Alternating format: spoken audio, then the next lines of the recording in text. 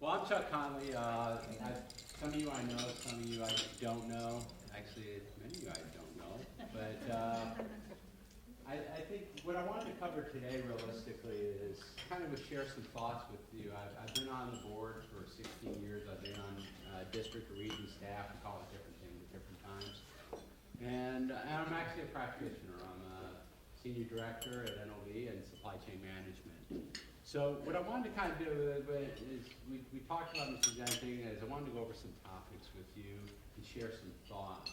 But one of the first things I wanted to share with you real quick is that, I know you. Anyways, is one of the things that I wanted to share with you is that a story about supply chain management. I want to dial back into the 90s, early 90s.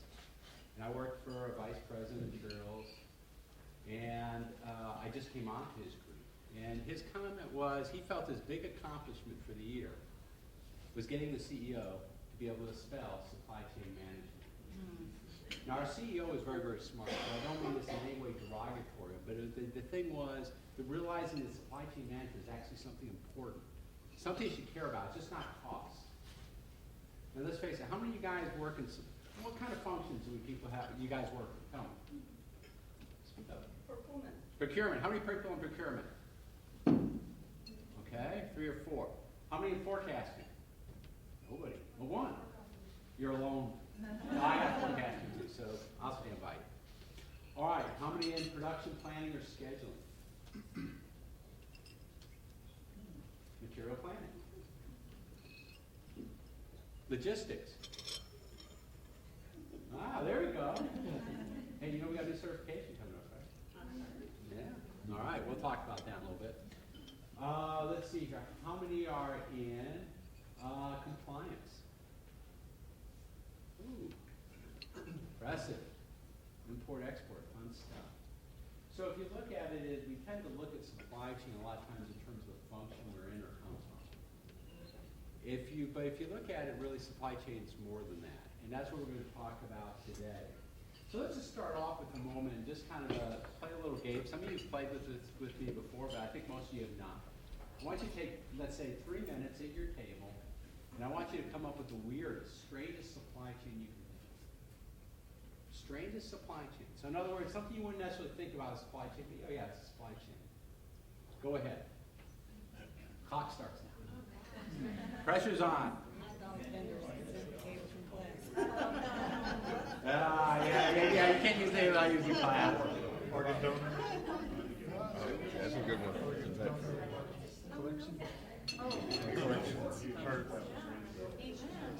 Not collections, for the money. Transportation. Yeah, helping you get there. Little whales. I like the organ. I'm just brainstorming. There's got to be something better. Who's in it? Organ donors. Because you got to get that where it needs to go as soon as it. No, it's just keep in my head. I'm not I'm just trying to start a conversation. It's like embalming fluid. It does require procurement and planning and logistics. To the extreme, pretty much. Thinking about products that we use, where it's like you never think of it. That's a weird supply chain. Well, I was trying to think of something reverse logistics. Probably so painful.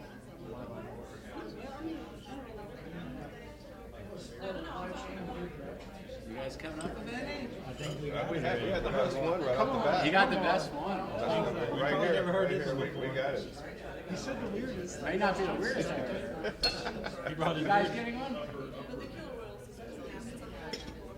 Keep thinking there's got to be something. Let's do a quick check. First of all, this table is claiming to have the best one already. This table has already claimed the victory. Now let's see what they win with. Now the pressure's on you, right? No pressure. It's got to be, if it was just to get a conversation, there's got to be something. Go ahead. So organ donor.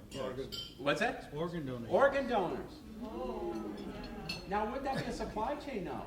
You got to reap the dead, reap the organs, Get them and where then they you need got to to go. preserve them, and then you got to find out somebody who needs them. And demand can certainly outstrip supply.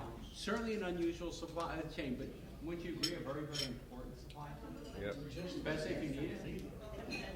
You're right, you want. Somebody else got it. Read. Come on, man. Just, supplying a war zone. Supplying a war zone. Think of the challenges of that. It's not like you can say, well, we'll be there tomorrow. You can wait. It's not urgent. You know, it's cheaper freight if we put it on the water and buy it, right? It doesn't work too well. Very good example. One other one. Anybody? Well, we got the, oh gosh. We got, how do we get the killer whales to the SeaWorld? I know we can't get them anymore, but before, the supply chain was really weird, right? You can go and fish for them, you have to rescue them. So, but then again, like, how do you plan for it? What's the forecast and stuff? So a couple of weird ones. You guys are getting the gist of it. It's one class once brought up cows and methane. I'll let you figure that one out. I'll tell you another one talked about having kids, and I'll let you figure that out if you don't know already. But the gist of it is, can you guys hear me without this, or you want me? That's better. That's better? Okay, thank you. But the gist of it is, I want you to think about this for a moment. The purpose of the game, realistically, was I want you to look around the room and identify anything that didn't come from a supply chain. Look around the room. What did not come through a supply chain? It could have been a bad supply chain. It could have been a very good supply chain. But everything does. So now let's kind of look at it a little bit more. So starting off the presentation, I found this. Everybody ever see this one before? Optimist, pessimist. Let's talk about ice. So let's talk about the pessimism that's going on right now, as I know some of you guys are looking for your next opportunities. And right frankly, I was doing some, so one of the functions I do have is forecasting, and so I was looking at numbers, obviously, and one of the things was rig counts in the U.S. are down 57% over the last year. 57%. So if your industry is heavily tied or partially tied to rig counts, you're feeling it. If you're a supplier to a company that's heavily tied to rig counts, you're feeling it. It's also 37% if you want international. So it's not just a U.S. problem, it's an international problem. Clearly that's affected our job market. Now on the other hand, in some ways there's not so bad news, so the glass is a little bit more full. If you look at the unemployment rate in Houston, it was last year, March of last year, it was about 4.3, today it's 4.9. And that's certainly not a good number, especially if you're looking for work. On the other hand is, having lived in Detroit, and lived in places where we're talking 20% unemployment, there's opportunity. Today, what we want to do, and what I want to try to look a little bit, is how you can create, and a little bit see supply chain as an opportunity, and achieve, let's talk about the benefits of ICE. Because supply chain management is, quite honestly, about how companies are more and more competitive. How many of your companies are putting emphasis on supply chain management? Please raise your hand. So more, I'd say, I don't know, 60% maybe, somewhere in there. So how many are not? Let me ask that. Oh, a couple. Fair enough. I'm sure every day. What's that? I'm fighting that fight every day. And how? What fight exactly? What's the issue? Well, they are a little bit more old school, so Okay. they believe, hey, logistics, we have procurement is something that's enough. They don't understand what is the added value of an integrated, process integrated.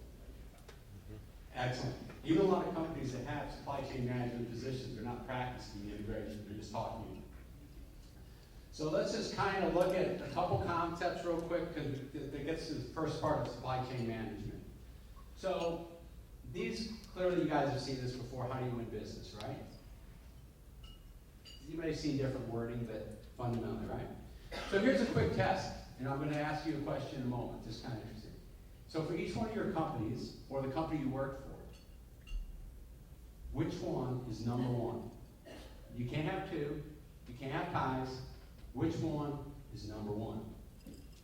So take a minute, think about it, and we're going to kind of sample and see where you guys see your companies competing. Right now, Hold on a second. You don't want to disclose. No, you can disclose. I'm going to ask everybody in a minute. I'm going to ask you. Everybody got theirs in mind? There's not a right or wrong answer. Okay, so how many say quality and service? Would raise their hand and say the company's quality and service? I know he's deaf. All right, how many would say availability? Guys, it's important. If you're looking for work or you think you might be wanting to look for work, kind of start seeing what's important to companies, right? I mean, that's the first question you got to do. Is you're looking for work or you're thinking you're going to transition out. You need to know where that company's mind is at. And not so much what they say. I mean, let's face it, all companies are really good at putting the slogans on the wall that says, we're all things to all people all the time, and if you don't understand that, you just don't know us. That's not, but at the end of the day, you guys do know how your companies truly operate. When you have to make a call between one choice or another. So that's what I want to hit at. How many would put product design to something? Okay, all right. How many put price? Okay. Either the last two are going to win the day, or we got a lot of non-voters here. All right. This isn't the presidential election. You have to vote. All right. Flexibility. Okay. You know what? You can tell who's all from the same company, right? All right. Speed. Now, I will tell you my bias, and I've always been very clear at NOV my bias. I believe in speed. I've used the phrase, I'm a speed freak. I'm an adrenaline junkie. And the reason why is speed, in my mind, is the only one that can improve everyone. If I'm fast enough, I have to have quality because I can't have things slip to be fast. I'm talking effectively fast. I'm not just talking running in circles. Availability. If I'm fast enough, I can make it available for you. If I'm fast to market, I win the market. So I will make that argument. I'm not saying your company should change its operating model, but I will say as an underlying thing, I always find that speed is the most important. If you kind of go through and you look at it, let's talk about companies that died. Give me some examples of companies that died. Blockbuster. Why did Blockbuster die? Failed to innovate. Failed to innovate. What related to supply chain made Blockbuster die? Physical. They're distributing the wrong product. Their market was built on putting physical things in shelves and counting on you coming on Friday night to buy videos, and now you can just stream it at home at will. Why do I want to put inventory all over the world and hope that I get it right when I can distribute the same content electronically real time to only those who want it? And as many of those who want it, right? Excellent example. Give me another one. DEC, the computer company? Digital Equipment Corporation. Oh, yeah. Okay, just checking. Okay. Okay, so what did DEC do? DEC came out with a product. They were revolutionary in a certain way. And they screwed it up from their supply chain. This is Chuck Conley's view. Others might disagree. DEC had an interesting thing. They were running with their first company to really try to have an operating system that ran across all different scalable options, from basically the laptop, the Rainbows, all the way up through their VMS. They were not able to capitalize on it. Ultimately, they lost out to economies of scale and compact bottom. Who else? Kmart. How does Kmart's supply chain fail? They lost to Walmart pretty much. Yeah, they tried to fight Walmart on cost and they couldn't do it. In fact, Kmart merged with Sears and they called that, the Wall Street Journal had an article that said it's like two drunks trying to prop each other up down the street. So, aren't you glad you don't work? Does anybody work for those companies? Sorry. I apologize to those of you. So there's a real price of failure. And I think what we realize is supply chain really is about delivery. Now, some of you guys have seen this slide. I just want to, or variations of it. And so, clearly, if those many of you are CSCP, you've seen something like this. I put the objectives, and I put, those of you who've had me teach a class, heard me talk about the triangle. Now, this is Chuck Conley's version of the triangle, so it won't be on the exam like this. And what I mean is that customer satisfaction is there, but usually when Apex talks about it, they talk about inventory. I'm just taking a broader approach, right? Profit. They're usually looking at cost or efficiency. But if I'm looking at running a whole business, I look at this. So I build a supply chain, and this is why I was asking you what's most important.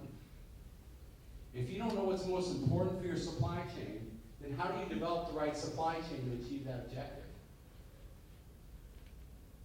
So the challenge I'd like to ask you guys is if you're interviewing or you're working in a company is, are you really tuned to what you're trying to do to win the market? Because the supply chain is my delivery engine. Questions, comments? Now those of you who've seen Apex have seen the 4 flows, but I've changed it. Because again, this is my presentation, so I get to say what I want. And what I wanted to do was highlight, we all know material flow, and I'm going to, we all know material flow, and I'm going to talk to that. We're going to talk a little bit to cash flow, information flow, but I changed, instead of using reverse logistics, which to me is variance in these anyways, I looked at people flow. How many see that as part of the supply chain? Raise your hand. I'm hoping walking out of this, I've changed a lot of your paradigm to all you see this as maybe the most important of them. Number one, people are the one that makes the supply chain work. We can't change or improve a supply chain if you're not there to change it. We can't make it work right if you don't know how it should work. So as you guys want to have careers in supply chain or the different parts of it, we need to know how it works. We need to know what we're going after. And so constantly, companies are bringing in people, and unfortunately right now we're laying off people. But let's look at the best of times when we're bringing in people. Weren't we having people leave our company for better opportunities? Weren't we having people move to other functions because they got promoted? So under best of times or worst of times, people movement, people development is a critical competency that makes us all work. So we'll come back to that thought, but I wanted to highlight that different. I'm not saying Apex is wrong. It's just I have my own views of the world, and I'm giving them to you, leveraging a lot of what I learned in Apex, but leveraging some things I've learned over the years. So now, when we talk about linking supply chain, everybody's seen this picture, right? Supply chain is about linking operations. How many really feel like they know what that means? I find most people don't, actually. So for example, let's go outside our industry. Does finance have operations? What is finance operations? Well, give me examples of finance operations. Well, the flow goes from the customer going to the tower, and the tower does the information, it goes to the Okay. chain. What is the exact process, though? I'm looking for an operating process. Operating process is usually an execution activity, so let me help with that. Activity-based accounting, Activity-based accounting, so that's about the costing thing. zero sum, build it up. What you'll see, though, is a lot of, like, on the accounting side. Like, you go to the bank, what I was looking for is more the banking operations, which is the receiving and pushing out of cash, right? That's the fundamental operations they do. If you go look at a supply chain, let's look at some supply chain operations for a moment. Let's just kind of take everything. There's receiving operations, right? Where fundamentally I have a process that receives goods in. That may be manufacturing operations where the sole purpose of that process is to make things. Then I go through and I have distribution operations, which the whole thing is to ship them out. Then I have sales operations, which is managing the individual flow of orders in and out. So you see it's very process-based. The problem we have in supply chain management is we usually talk at a very functional level, but we don't see the flows. And that's why I want to come back to those 4 flows. Supply chain management is purely about flow. Operations is about executing a task. Manufacturing is executing a task. Supply chain is about linking flows. Are people kind of, does that kind of help a little bit as they see things differently? I want you to see it differently. I mean, the words you could probably use yourself, but are you seeing your company differently? So when you have activities going on the shop floor, there are some core operating activities going on, but there's a lot of peripheral activities. Planning is not an operation. Planning is a function that supports operations, right? So as we look at that, I want you to see that. And now as we start talking about the different functions and we talk about some key trends, there's a bunch of buzzwords out there. But let's look at what that really means from a supply chain standpoint. So first of all, in the world economies, let's face it, we all know we're all more interconnected, right? Does anybody doubt that? when you start reading it, it's kind of funny when I see some of the political discourse about walls and things like that, I'm going, well, are we moving back to the 18th century? Globalization's here to stay. It isn't a matter of can we put our head down and get it. And I'm not trying to advocate one president over another. There's a lot of silly things I'm hearing. But fundamentally, from a supply chain standpoint, we're connecting more and more. The world of companies is a very interesting thing. I don't know if you realize, like ExxonMobil is larger than most companies' GDP.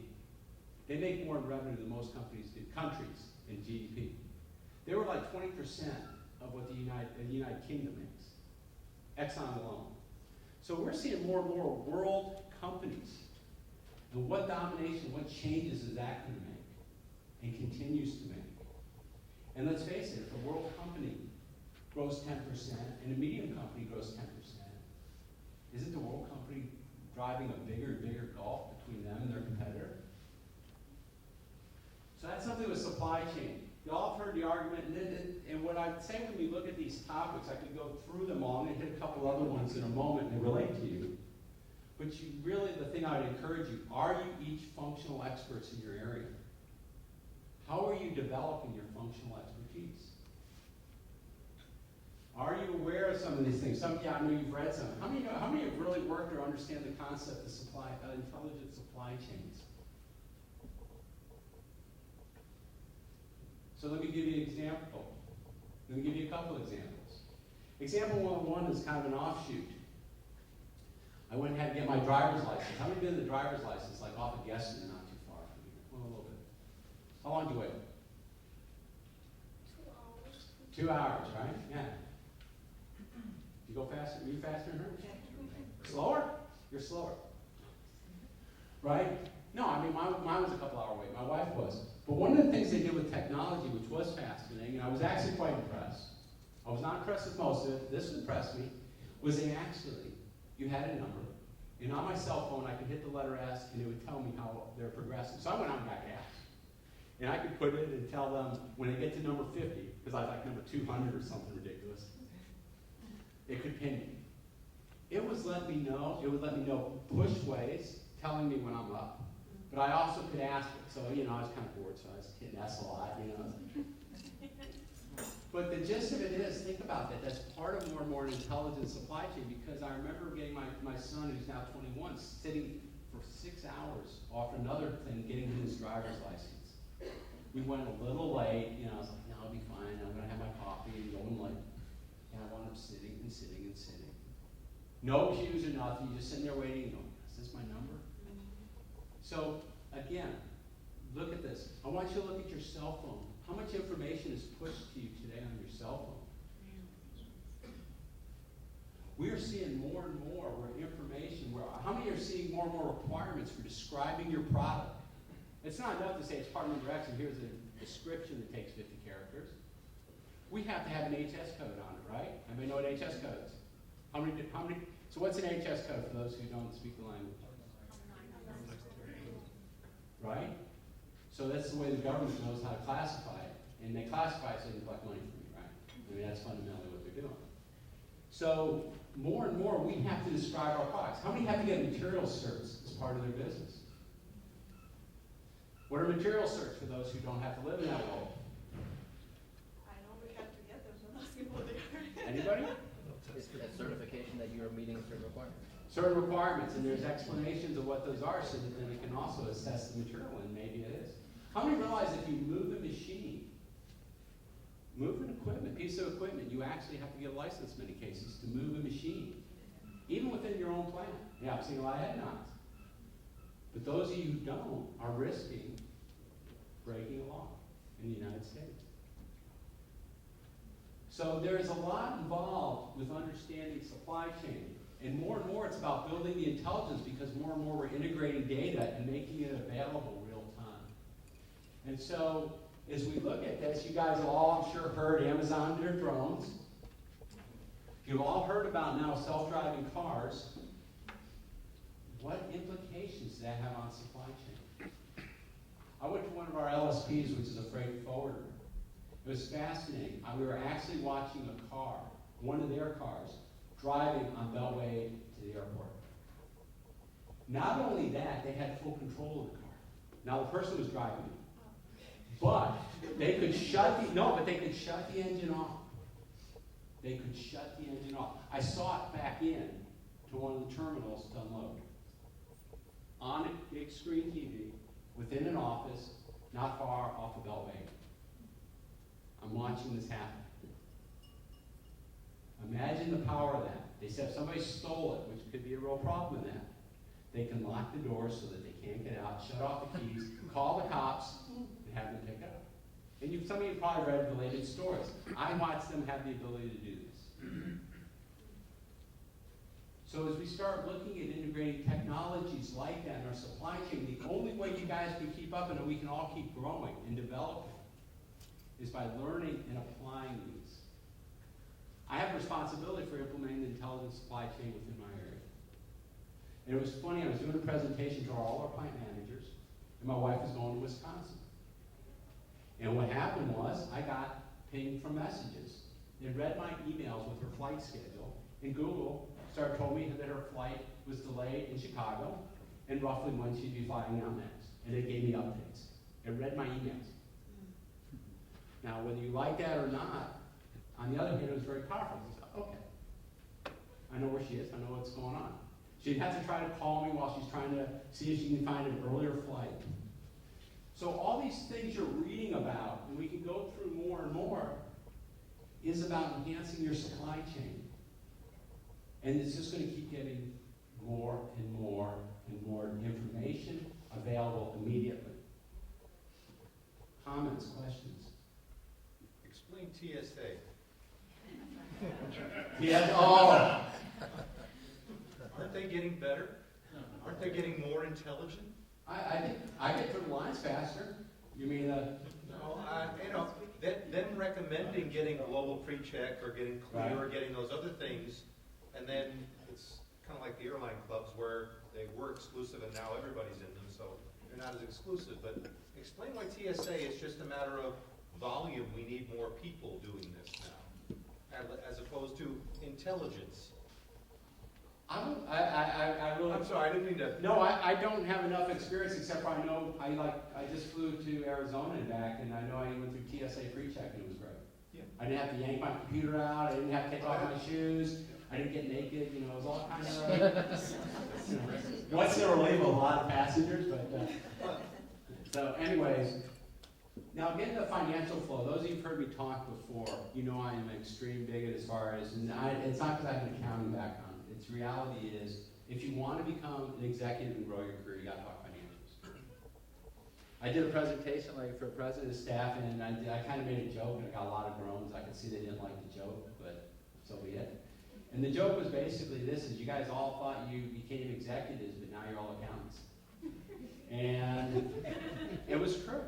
Because fundamentally what we were talking about was revenue and COGS and base margins and obsolescence expense and all that other stuff.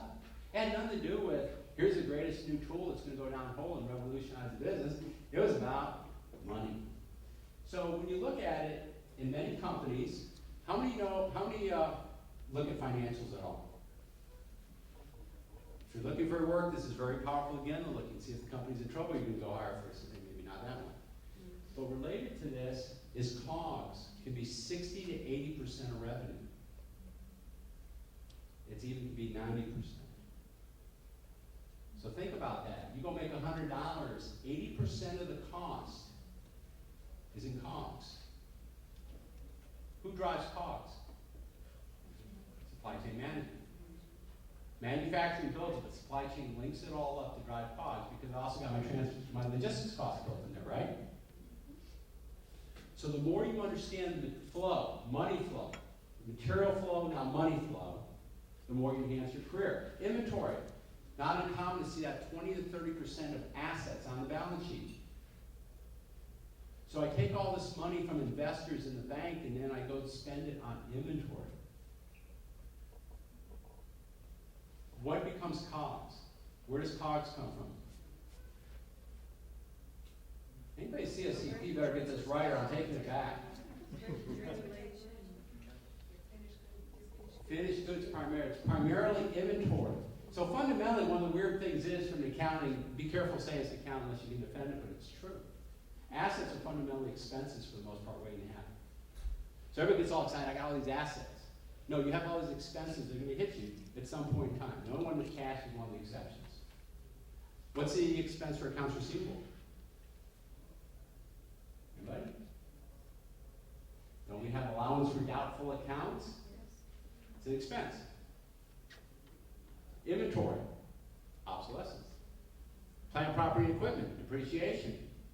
Goodwill, amortization. Yes, that's expense. Prepaid expenses, well, that's self-defined. They're ready to happen. So understanding and being able, if you want your opinion heard and you want to develop your opinion in your career, understanding financials allows you to articulate in the language that's wanted to be heard. It needs to be heard. So the people who make decisions are geared on money. If you don't speak their language, how do you get money?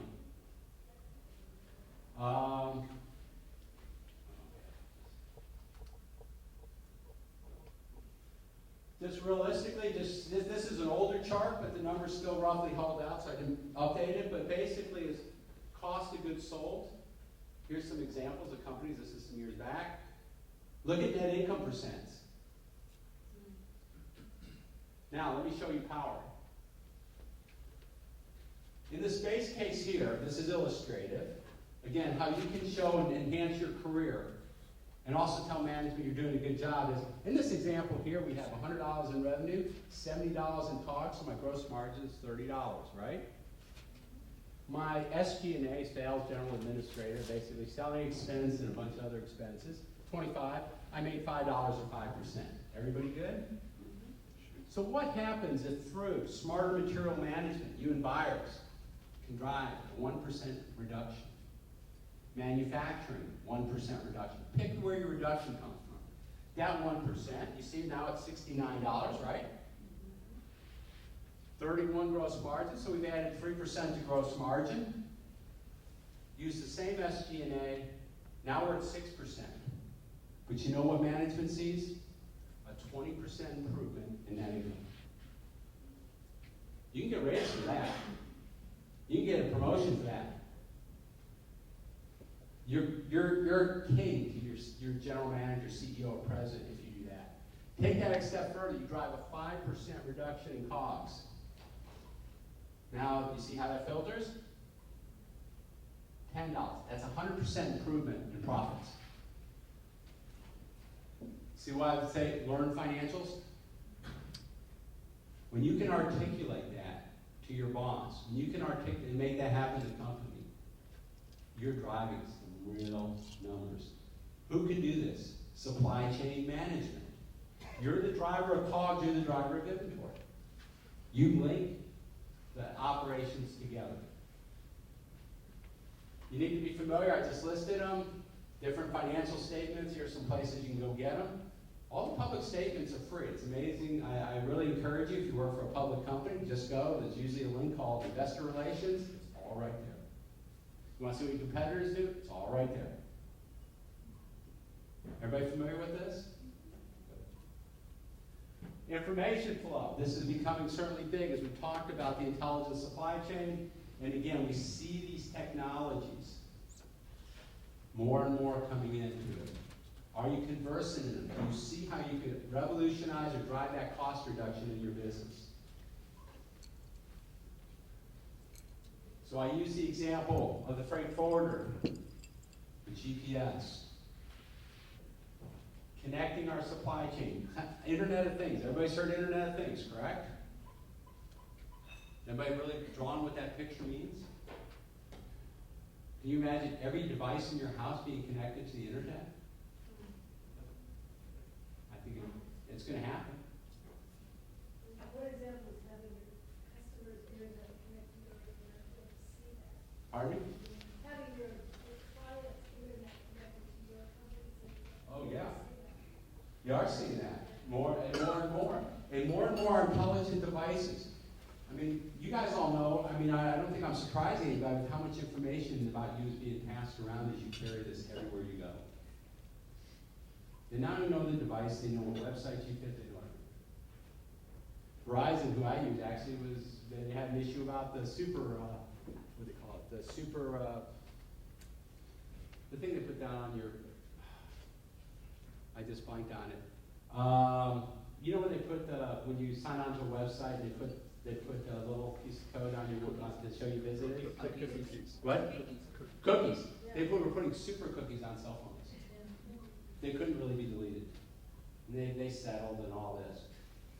The information's out there. So a couple questions come in. Is how do we leverage that? How do we leverage it for constructive ways? True story related to a cell phone. My eldest daughter worked late one night downtown. She tried to go home a different way. She got lost. She freaked out off a bad part of downtown. She calls us. She doesn't really know where she is. This is like, she was working at the Flying Saucer. Calls us. Doesn't really know where she is. She just knows she's somewhere north downtown. So I'm like, great, I'm dad, I'm panicking like crazy. We had parental tracking on her phone. We flipped it on, I was able to find it. Huge use of helpful technology. And I'm sure some of you guys may have had different types of experience. Your kid's sick, your kid's something. So more and more of these technologies, they can be used for bad, for more and more lot serial tracking. We need to know exactly. What I'm challenging you is look at this stuff and see how you, there's just so much stuff out there that we didn't have, and there'll be more. How do you leverage this? What do driverless cars look like in the future? Can you imagine going to work, and now your car you're sitting doesn't have a steering wheel in front of you, so you can actually sit and watch TV, play video games, do work, Skype with somebody, whatever? Get that time back. Could you imagine your car going on the highway, and this is not unreal, going to New Orleans, 6-hour drive, right? Say 6 hours. Basically, it's a pod. You're very comfortable in your pod. You can actually take a nap all the way there. It's your personal pod, and you have your tunes, your movies, whatever you want, and it self-drives it there, and at some point you get off in New Orleans and you're ready to party. Totally rested. Why not? So all this can happen. I listed some of the functions here in supply chain. And this kind of sets the stage for my last slide coming up. So there's a lot of different supply chain functions. And I think most of you work in them, some of you do not, some of you may have multiple functions. The two things, one thing I'll encourage you right now is become an expert, at least in your function. And realize that it's changing. And what worked yesterday was not going to work today. And it's definitely not going to work tomorrow. You've got to be looking at where things are going. There's all kinds of stuff on the internet, so it's not like you have to have these great brain starts. Quite frankly, you start researching, there's a whole bunch of people with opinions. Your trick is to filter out what makes sense and doesn't.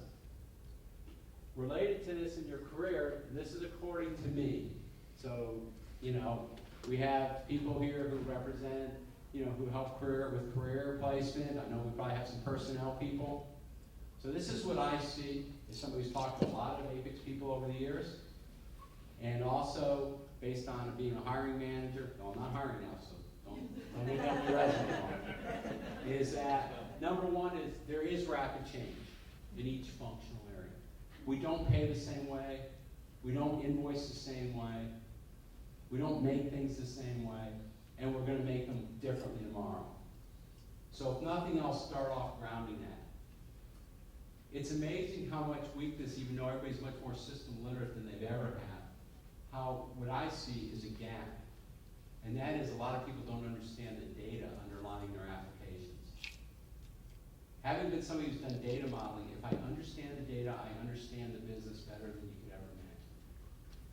How I define customers is not an easy question. But as I understand how my data is collected, I will understand how we see customers. Does that make sense? Understanding the different ways of classifying a product. This podium here can be classified a lot of different ways, right? It's a podium. It's a brown podium. Well, maybe it's more a dark cherry podium made of fake wood. Certain height. These are all attributes to describe it. If I describe this well in my database, and I understand how we describe it, and I have customers who want a certain type of podium, or a certain type of stand that this could suffice for, I can find it. If I just say there's a podium, I don't know. But if you're looking for, if you don't care that much about the height, but you love the color, and I can find that quickly in my inventory, you win the business. Attributing product is big. So more and more, understand your systems and flow, and as the woman brought back out there, we're connecting our systems with theirs. We're connecting our junk information with their junk information. Realize, though, that part numbers, as you very well know, are not standard. So that becomes a real challenge when I want to connect my database to yours, and you have a totally different way of looking at part numbers. I have intelligence, you have intelligence, and our intelligence is nothing alike. Understanding that breaks down barriers. The big opportunity, what I really look for, I think for key roles, if you're really going to wear a supply chain manager hat, or supply chain director, or supply chain analyst, is cross-functional knowledge. Because fundamentally, supply chain is about linking things. Linking material flow, linking cash flow, linking information flow, and ultimately people. So I think the thing is, if you're looking to develop your career that way, and be really more of a supply chain manager, I think we're going to see more and more expectations. Supply chain managers are not just the expert who came up from manufacturing, or Joe in accounting who seem to have some interest. It becomes, who's worked in a lot of these linking functions, because I know how to bring them together. Which also goes to the soft skills, is do you have the people skills to bring divergent points of view together and hammer out an agreement? Because fundamentally, as in supply chain management, we are linking people who don't necessarily agree. Knowledge of financials, like covered, project management, while maybe not a required skill, is certainly an important skill to have in your supply chain, because let's face it, all this change has got to be driven and led by somebody. And it can't be led daily by operations people who are getting emails in there, who walk in the emails in the morning and say, this order's late. It has to be people who wake up every day saying, how do I get this project done? Where should this project really go? What tasks are important? Maybe I have a couple tasks in my project we should just cast out because they're not driving value. So that's the fifth thing. I put certifications, so maybe that sounds like a sales pitch, but I'm not getting paid for it. But I'll just tell you this: you saw up front, I have this year certifications. There are a lot of certifications. Apex offers quite a few good ones. Obviously, many of you are CPIM, many of you are CSCP. We're going to be offering CLTD, which is Logistics, Transportation, and Distribution, starting probably next year. It's a new program coming out. Besides that, Apex is not the only one. I do encourage at times, if you're really procurement, maybe it's CPSM. The important part, and I think one of the things the Apex chapter brings to the table, obviously, is we link a lot of different people together. But it doesn't mean you have to just take our certifications, but it's a good place to start. So whatever you choose to do, if you take my themes together, particularly about tying certification to this, because project management may be going into PMI to get the project management skills. The point is it comes from knowledge. And I put certifications there, but really, those who've had my class know I'm more of a bigot towards education and learning than I am. Certifications is kind of like grade. For me, it was a way of organizing study. But the knowledge you get from these classes, I still learn when I teach, believe it or not. I learn every class. It's like, oh, that's kind of cool. Didn't think about it that way. So with that, I'm going to open it up to questions, and I do hope I gave you guys some different ways of thinking of things, and you enjoyed the presentation. But let me open it up for questions. Come on, play stump the instructor. Come on. I'll just make a comment on the self-driving cars. I think if you think about it as a supply chain issue, and you look out as all the cars as inventory that's just not being used, Yeah. You could foresee it that all that unused inventory, you allocate it to people who need rides. It could basically reduce the amount of necessary cars by 30%, 50%. You look at it as like a supply chain issue. That's a fascinating. See, that's the kind of thing you want to think about. That's excellent. You switch the paradigm. You switch the game. So if I'm in car manufacturing, I'm probably scared as hell at what he just said. On the other hand, if I'm wasting valuable real estate, parking all these, so all these cars can park, and I can put more property up there that provides revenue, I love what he just told me. Well, I know Google looked at San Francisco and they said 30% of San Francisco is Excellent point. Thank you. You had? Yeah, so you had your chart where you said, the supply chain is the engine, and you had your objectives, right, that get you there. Yeah. So as a person starting out in their career, one of the things that I notice is that a lot of times those objectives aren't defined, right? The top leadership isn't necessarily on the same page about what they want to do. Right. So my question is, being a younger person, do you try to steer them in that direction even though you're lower, or do you have to maybe, that's why it's important to know the financial aspect of it so that you can steer them in that direction? I'm gonna give this is totally my opinion. No. Okay. Or do you No, run the other way? Honestly, basically? no. I'll tell you exactly what I approach it. And I've delegated upward in my career, and sometimes it's worked, and a few times it hasn't, right? Sometimes bosses get a little sensitive when you start telling them what to do. But the gist is, I know I do when my employees come in and start saying, Chuck, you need to be doing this. It's like, really? You're not busy enough if you have time to do this. No, seriously aside. No. So rather than this, because actually what people don't realize in a lot of cases, and I deal with executives all the time, is that they actually know a lot more than they appear to know. They just don't necessarily know the bowels of it. They may not know what field to flip an MRP, but they know if MRP is giving them what they want overall, and if they know they're seeing all this inventory. So here's what I would suggest, is number one is, really what they want to see is improvements in the business. So if the decision's not clear, and you can drive improvements, you're actually getting carte blanche to make improvements without somebody telling you no. Number two is, related to that, is that if you focus those improvements on what you know is really important, so if you know the most important objective for the company is quality or availability or cost, and you tailor your improvements towards that, you'll get noticed. As you get noticed and produce results, your influence will grow. But no, scheduling a meeting with the vice president saying, you really don't understand this. It's probably not a good career move. Right. And that's not necessarily what I meant. I use a little humor to try to keep it going. But I think the thing is, I want to see results in my organization, and I allow people a lot of creativity to do things.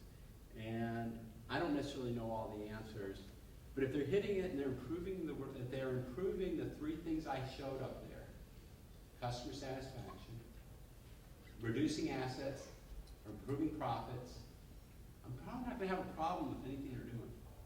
As long as they're not skipping what they're supposed to be doing to do this other thing. But if they're doing both, synergy, they're gold to me. Other questions, comments? Yes?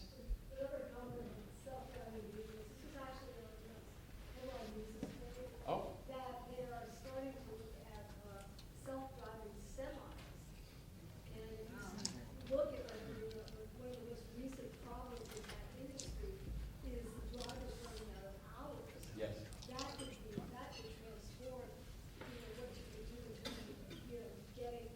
terms of getting people their products to where they have to go in a short time.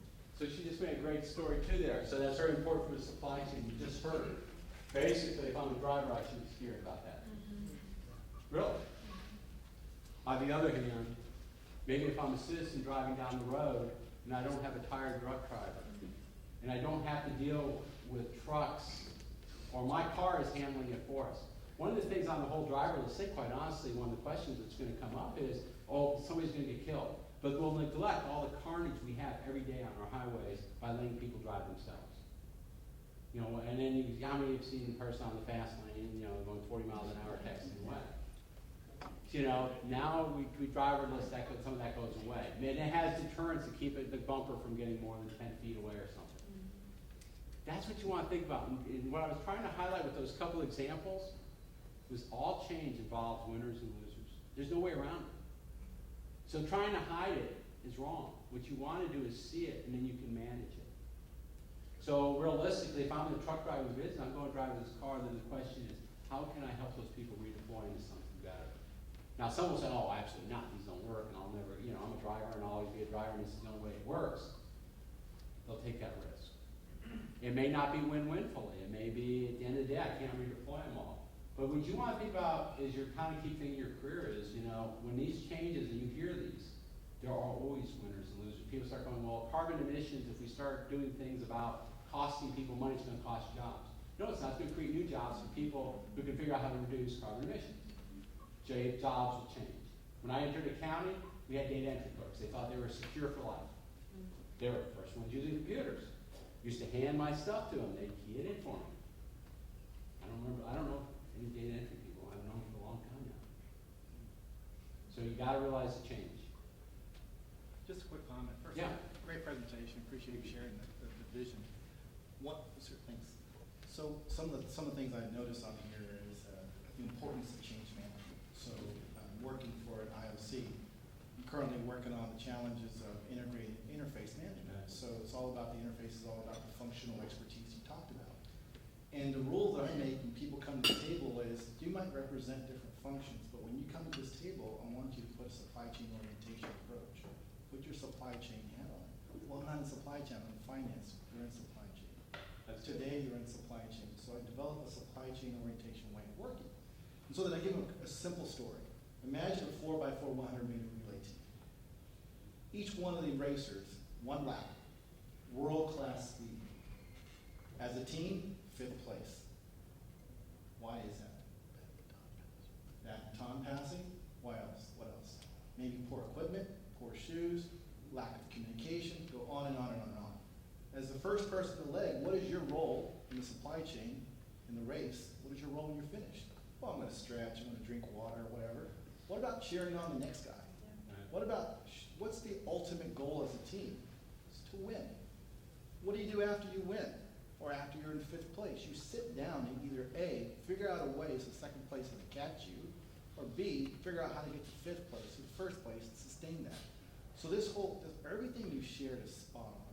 The part that I see that could further enhance this is a supply chain orientation, because everybody works really good in silos, really good subject matter experts, but rarely do you have budget holders that see it across. You mentioned the accountant, the chief financial officer. They see the net landed cost for everything, but the individuals in the respective buckets do not. So you have to have people that can articulate the story that says, this is a supply chain problem. You make great points, and I think that's one of the things I was trying to emphasize with the cross-functional skill set. People have actually worn different hats, and then you can rationalize it. Change management is certainly a huge thing. And there's another comment I didn't get into, and that's quite honestly, is fundamentally it's more and more the walk. When we talk about horizontal vertical integration, it's really talking more and more about wars of supply chain. So it's not so much how I do it versus your company, it's how we link versus how you link. And we may link with some of the same people. In my industry, we sell to the same people we compete with, so it gets really kind of interesting. But the gist of the matter is, despite they're competitors with us, they buy from us because they see a value and a benefit. It makes it tough, because the minute we lose that benefit, they'll drop us. So you make some good points to change management, and realistically, supply chain is seeing the whole delivery. And realistically, if you start thinking about it, I didn't do this example, but I've done it before.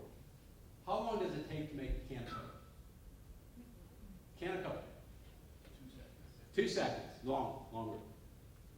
You can't use this candy. I know I use it in class. I did yours. I did this a lot. 1 minute? More. 300 days. Spot on. Can of Coke. The solution is a can of Coke. It's not just the soda in the can. It's a can of Coke. So I want those little Christmas things on my can of Coke, or I want those little Super Bowl things.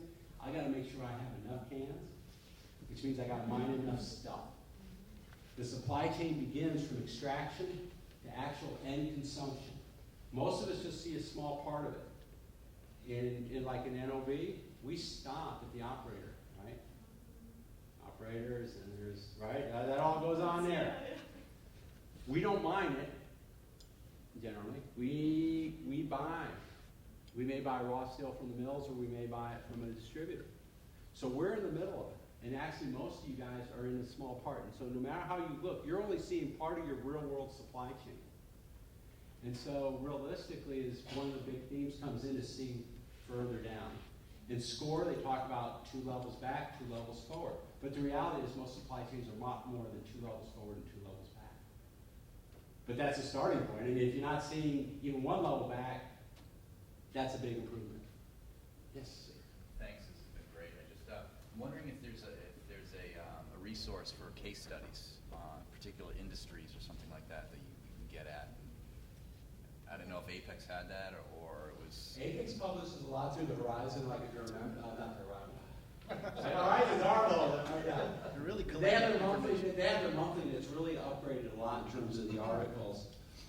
You know, Harvard Business Review for MIT. There's a company that just did a sales pitch to me. Gartner. There's a lot of different stuff out there, and just trolling the internet, quite frankly, you can see a whole lot. IHS, there's McKinsey, yeah. What's that? AMR research. AMR Research.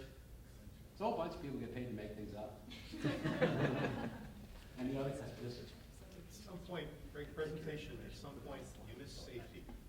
I did. And that's the big thing on the wall in our company before everything else. Everything else is important, including Right. speed. I'm a speed freak also. But safety, us, environment, customer, all. No, you caught me. You stumped the instructor. Because quite frankly, if somebody from you're from NOV, I'm in trouble. If I don't have safety on my thing, I'm in trouble. I'm in deep trouble. I'm not buying from you anymore.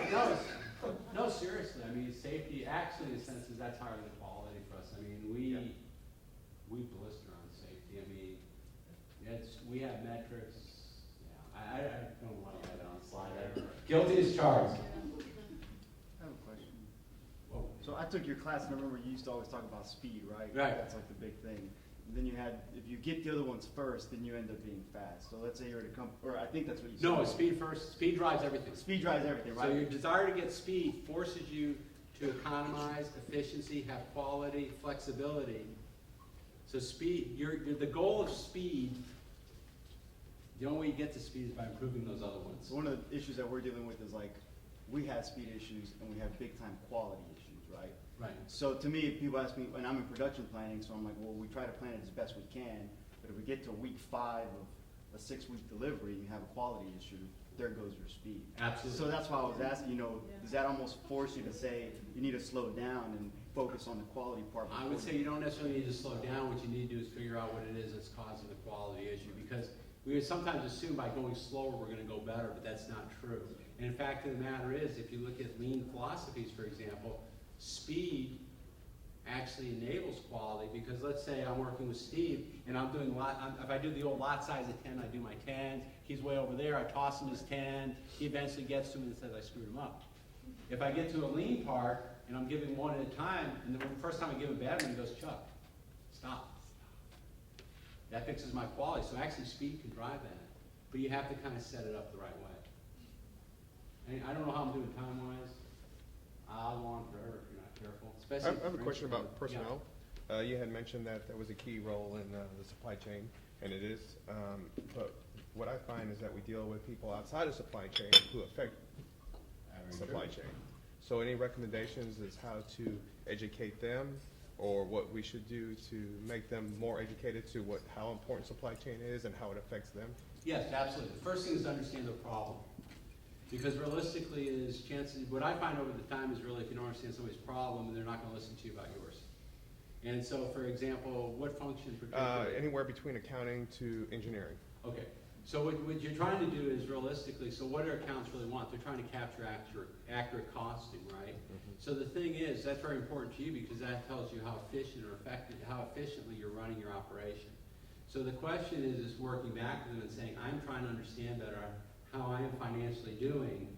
I need your help using your cost accounting information. Now, I'm not saying all will buy in. Someone will say, well, yeah, but you just need to look at the standard cost report. You'll know everything. Go to the next guy, right? But fundamentally their mission is to provide costs from a supply chain standpoint. The better I understand the cost of my supply chain, the better I can improve it. Okay. So what you want to do is find that synergy. Okay. How do you see automation going to affect the supply chain jobs? I mean, increasing automation in everyday terms. It's going to rapidly change it. It's going to rapidly change it. Okay, so. But what's going to do is it's going to change them, but there'll be jobs. And what I'm saying, because more and more, it's how do I link this automation together? How do I transfer information correctly? So more and more, for example, is how do I take a design and transfer that in real time to the machine that's going to run it? How do I transfer the information that provides more real-time information to my customer when they're actually getting it that matches their needs? So let's say, for example, the 21st or 22nd century supply chain comes in, And in my kind of world, the challenge is we're making a lot of parts that go into tools, they're going to go down a hole and work. But we don't know exactly when they're going to go down the hole. What happens more and more, they can tell me exactly when they need those tools. And if they're running behind on their job, it provides feedback to my plant that says, slow down on those parts. So then I can use that capacity to make the guy who's going, I need it now. As compared to the old, call somebody, expedite. I'm starting to get more real-time information on your end job, and it's speeding my production process. So I know when you really need it, not when you told me you need it, you expedite me, when just because you don't care, you don't trust me. We good? Well, y'all have a great night, and thank you for coming out.